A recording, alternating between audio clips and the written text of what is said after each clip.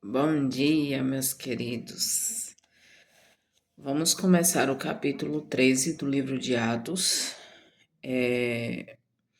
nos primeiros versos aqui até o verso 12.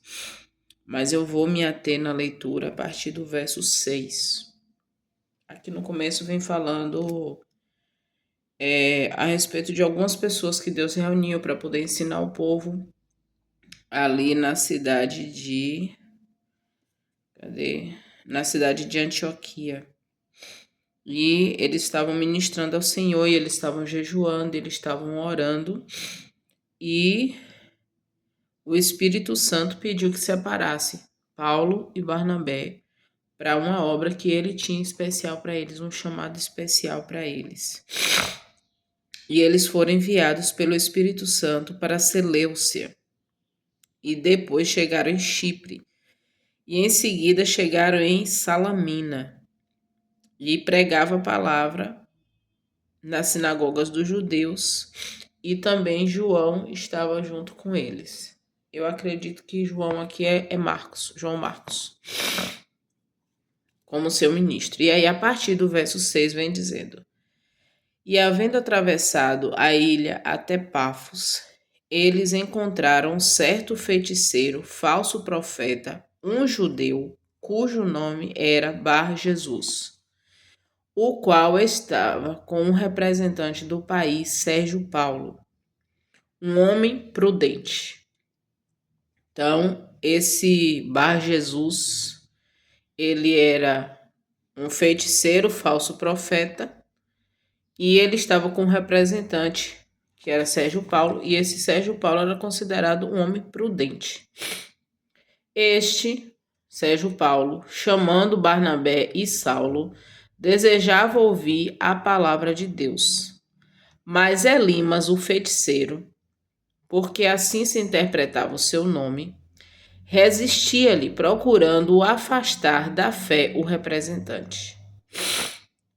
Então Saulo, que também é chamado Paulo, cheio do Espírito Santo, fixando os olhos nele, disse: Ó filho do diabo, cheio de todo o engano e de toda maldade, o inimigo de toda justiça, tu não cessarás de perverter os retos caminhos do Senhor? E agora, eis que a mão do Senhor está sobre ti, e ficarás cego, sem ver por algum tempo. E imediatamente caíram sobre ele uma névoa e uma escuridão. E andando à roda, procurava por alguém que o conduzisse pela mão. Então o representante veio, vendo o que havia acontecido, creu, maravilhado na doutrina do Senhor. Me chamou a atenção esse ponto da história aqui, por quê? Porque essa é uma realidade da vida de muitos de nós. Cristo, inclusive, falou a respeito dessa obra que o inimigo faz. Quando a palavra vai chegando até as pessoas, o inimigo muitas vezes ele arrebata para que a pessoa ela nem dê ouvidos à palavra do Senhor, né? E aí ele vai usar vários meios. Neste caso aqui, Sérgio Paulo, ele estava querendo ouvir a palavra de Deus, e este homem, Elimas, ele estava sendo instrumento de Satanás para que a palavra não chegasse a Sérgio Paulo. Cristo falou sobre isso na parábola, né, da semeadura, acho que é da semeadura. Ele fala sobre os vários tipos de terra, né? O que caiu à beira do caminho é aquela que Satanás toma. Então a gente vê que existem pessoas que eles são colocados, e aqui fala que ele também era um falso profeta. Não sei qual era o que ele pregava, o que as coisas que ele fazia, mas ele tinha influência sobre as pessoas. Ele estava ali com um representante do país, então ele tinha uma certa influência. Mas existem pessoas que vão tentar tirar de nós a palavra de Deus que chega até nós. Deus enviou Saulo, Paulo e Barnabé para aquele lugar. Deus tinha um propósito. E aqui fala que Paulo, ele foi cheio do Espírito Santo, ele repreendeu aquele homem. E ele teve como consequência a cegueira. Aqui fala que por algum tempo. Depois disso daqui, a gente vai seguir depois o resto do capítulo, mas não traz mais nenhum relato a respeito desse feiticeiro. Como aqui diz que foi por algum tempo, talvez o tempo seria o arrependimento dele, não sei, né? São coisas que a Bíblia ela não traz claro pra gente, mas também não diz que ele ficou cego para sempre.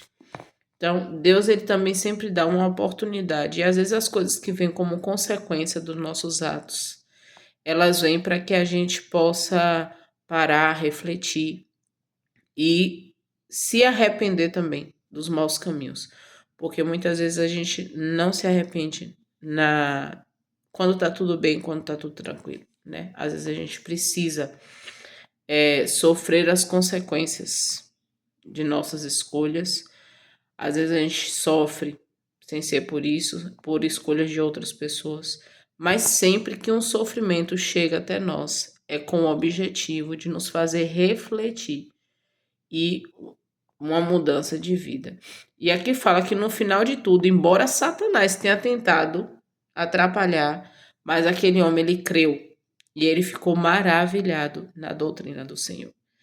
Então, que nós possamos buscar diariamente o Espírito Santo para que ele nos dê a luz daquilo que vem de Deus, aquilo que não vem de Deus, e para que a gente não permita que Satanás roube de nós a palavra que o Senhor tem para a nossa vida.